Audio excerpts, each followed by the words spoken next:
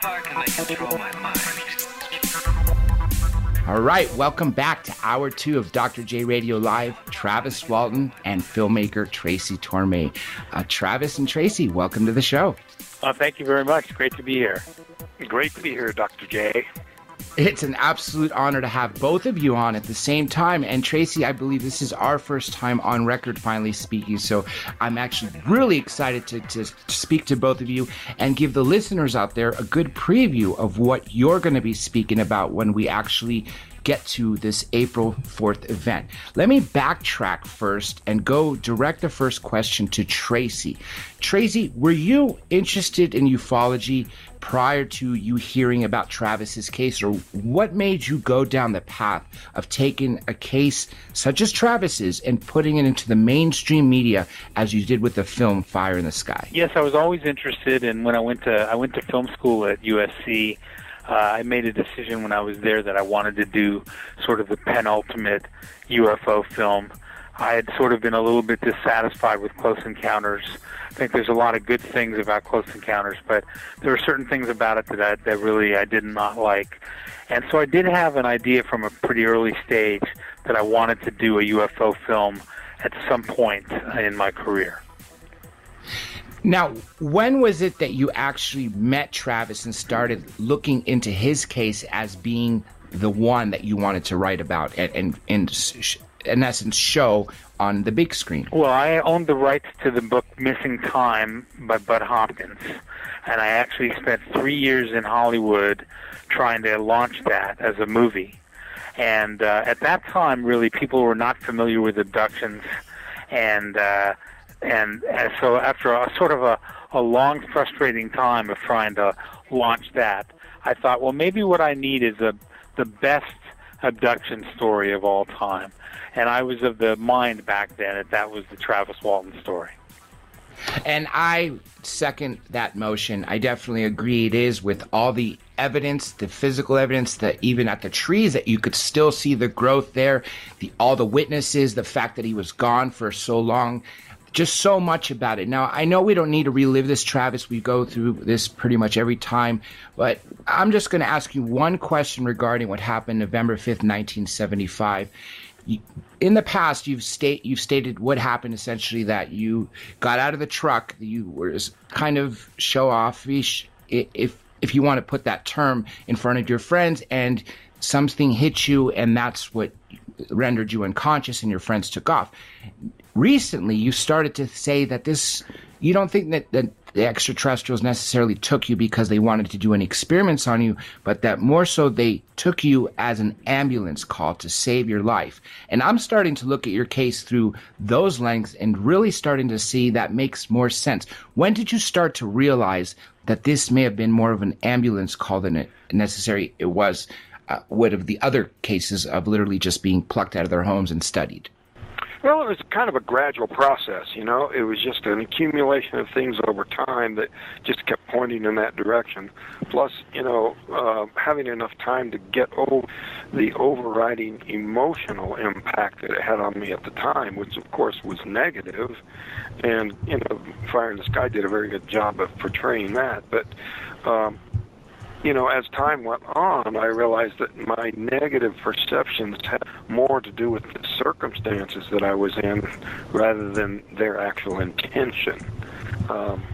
You know, people are always talking about the alien agenda in the singular, and I believe there's probably as many agendas as there are species, and I think there's quite a few species. I would definitely have to agree that with so many different... If there's life on, for instance, just on our planet, going across the pond, you have a different agenda within humanity. If you have species that are completely different in makeup, in their culture, I just imagine that the agendas are completely opposite on that end. Now, let's talk specifically about alien abduction as a whole. I personally think that this is the route that people need to be studying, since this is where you're going to find your answers. If you're looking at UFO sightings reports and you're actually looking at the film of what you've recorded in the sky, that's not going to give you an idea of how these extraterrestrials interact, how these extraterrestrials deal with their machinery, or anything along the lines of giving you an insight into their agenda. Tracy, when you said people didn't know much about alien abduction and you really wanted to put the best case out there, I get the impression that you recognize the importance of why alien abduction is so important, because to me, I think it has the answers there.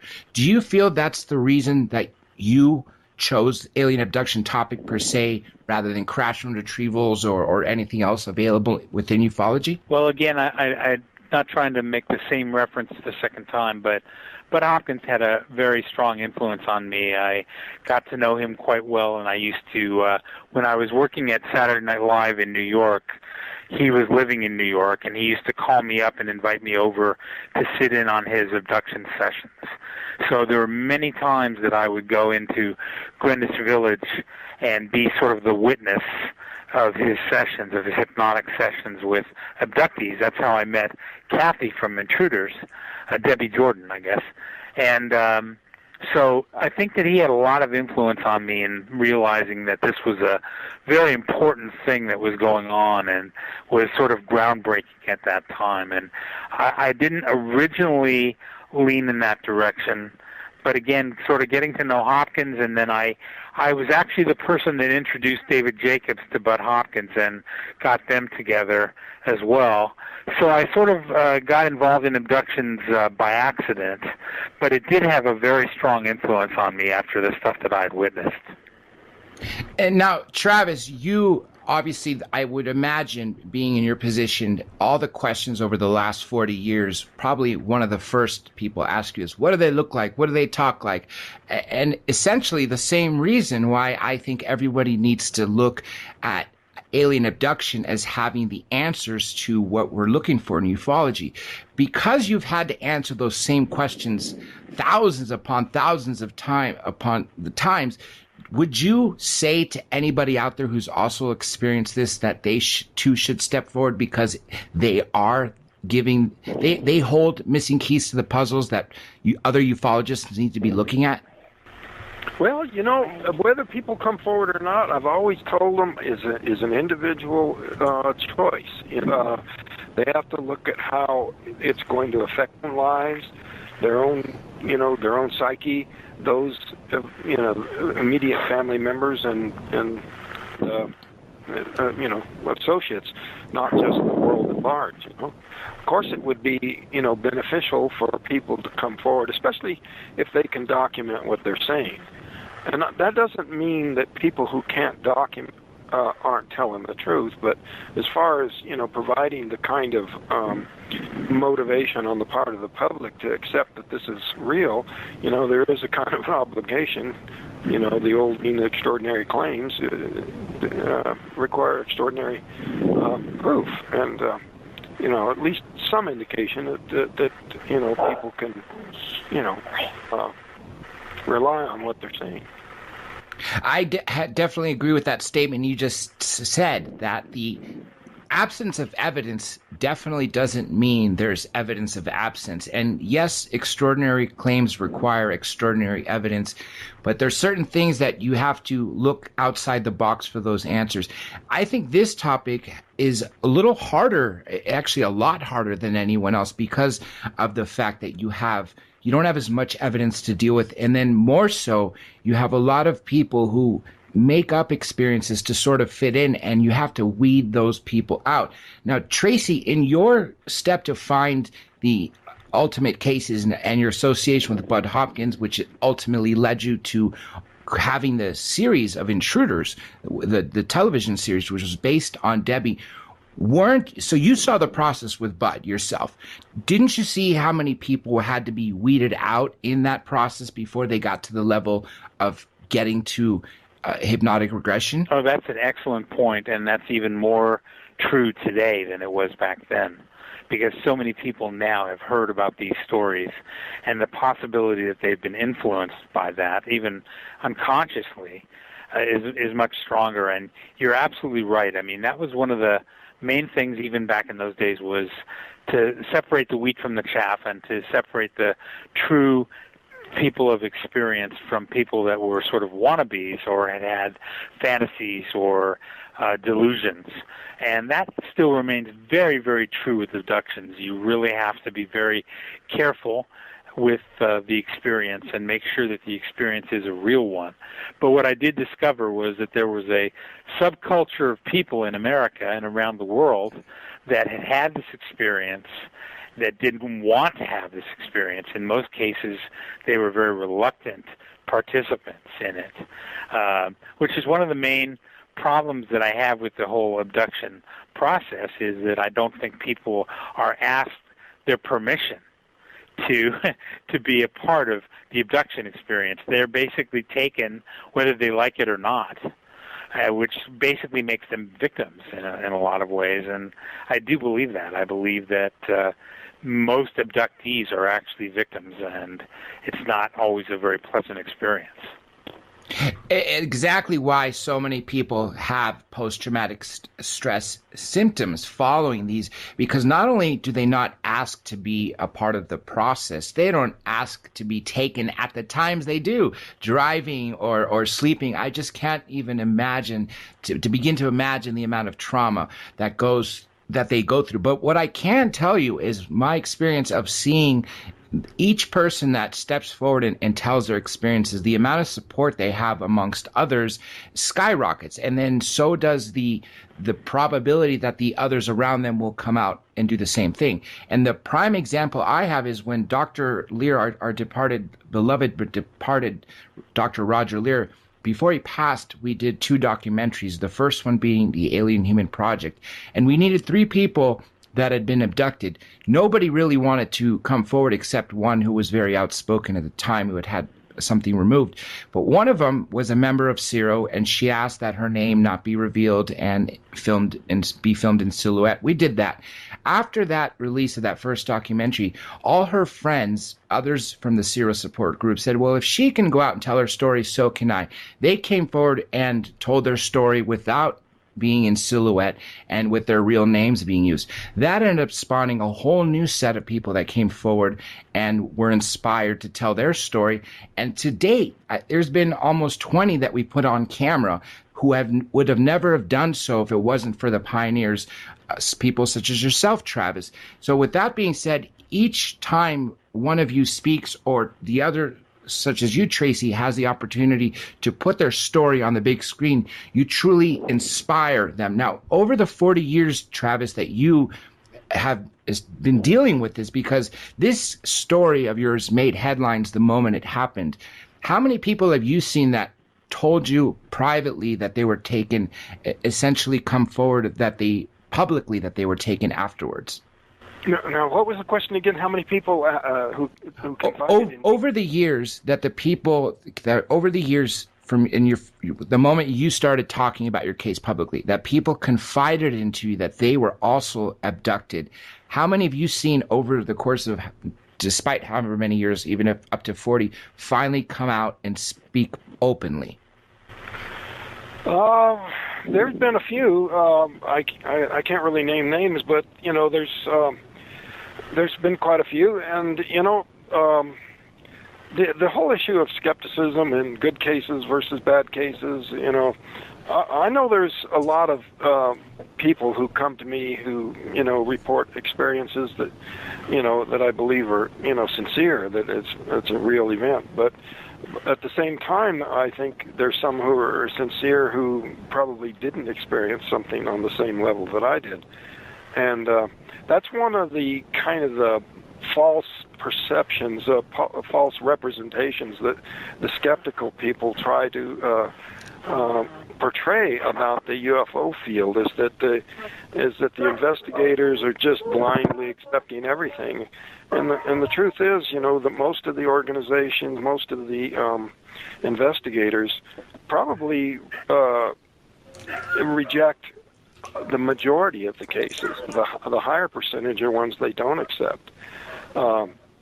because of this phenomenon you're talking about, this imitation or copycat thing, or even a subconscious sort of influence, to where they're not deliberately being deceptive. They believe something happened that didn't. So, sorry, Travis, John in London. I was wondering, is there, of the cases that you've met, of people that come up to you and confide in you with their, their personal experience, is there any one particular one that stands out among the rest to you? Yes, but like I said, I'm not going to get into naming names. There are some that I think are just absolutely BS, and there's some that I think are solid, but I'm not going to get into the situation where I'm sorting the wheat from the chaff, because I always swore that I would not do that unless I had thoroughly investigated the case, because you really don't have the right to do so unless you've, get the facts first.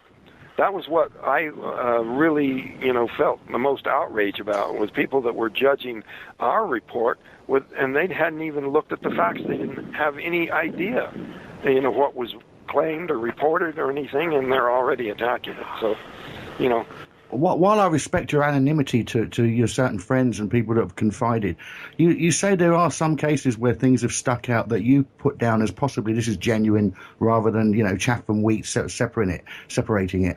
But with the situation that you were in, it's a very unique situation. There's not a lot of people that do come forward like yourself. What is it that made the individuals that have come to you over the years stand out, without putting names to it? But is it because of something that you've experienced that no one else can experience that? Is there anything that you can give us, because there are many people all around the world, including myself, who's been into your case for many years and has always wanted to ask hundreds of questions, but obviously I realise we're very short on time, and I just really wanted to get your perspective of it. What is so different about an alien abduction compared to, say, a military abduction, or just being abducted in the general sense? What's different that is real and it's not made up? Yeah, well, it's kind of like the definition of obscenity. You know it when you see it. And it's different every time, I would hesitate to, lay out a description of what would pass in that regard. For very good reason, I could imagine, and especially what you just said earlier, that not to make any presumptions about any case until you looked at everything, because you've been the butt of those very same jokes from people such as Philip Klass, which surprisingly, or very sad to have seen that, but not surprisingly, all their arguments and claims were always without merit, always circular reasoning. Tracy, just as I posed the same question earlier to Travis, you too are a rock star, a hero amongst people who have been taken, because you took the most important case, or one of, if not the most important cases, the Travis Walton story, and put it on the big screen, and therefore gave it a voice where otherwise it wouldn't have had such a voice. I'm sure you too have also been confided with so many people who want their cases either to be, at least to be heard by somebody else, or I'm sure you get so many requests, more than anybody I would imagine in this film business in Hollywood, to make a film about their cases. And that sort of leads into the 701 question. I was just wondering, I know what that number means. I know everyone else here knows what that number means, but everybody listening may not know. Can you talk briefly about what that means? Well, thank you for the kind words, by the way, Dr. J. But yes, 701 was the Air Force study that went on from 1947 to, I believe, 1969. One of the things that we've discovered in doing research for this film is that so many cases were labeled explained that the Air Force investigated, but were really not explained. An example would be there'd be a sighting, the Air Force would say, oh, the planet Jupiter was very bright that night, we think it was the planet Jupiter. Then an astronomer would come forward a couple days later and say, Jupiter wasn't even visible on that side of the Earth at that time. But the Air Force would not then take off the explained category and admit that it was now unexplained. They would maintain that it was explained. So there are a number of cases that are listed as explained, which are silly. I mean, they really just don't stand the test of time. But even despite that, when the Air Force shut down Project Blue Book in 1969, they admitted to having 701 unexplained cases. And when they say a case was unexplained, it was really unexplained. It was something where they had tried desperately by hook or by crook to give it an explanation, and it still had no explanation. So we thought calling the film 701 was kind of like an inside joke, sort of amongst us, by saying this is kind of a classic example of how the subject as a whole has not been adequately explained. And that's why we chose the number as the title of the movie. I think one great thing that everyone needs to remember is in terms of skeptics, debunkers, or the government as a whole, we only need one. They have 701 that they labeled as unexplained. We just take one of those and prove it as to be what it is. If it's extraterrestrial, extra-dimensional, and the whole argument is one. And that's why I think it's so good to have such a high number that they stamped. Because, as you mentioned, they really tried to debunk everything. As Hynek said at the end when he finished his Project Blue Book tenure, said that when he created the swamp gas explanation, he really was trying to find something. What's the most absurd explanation you've seen when you were going through the reports of Blue Book to do research for your next movie?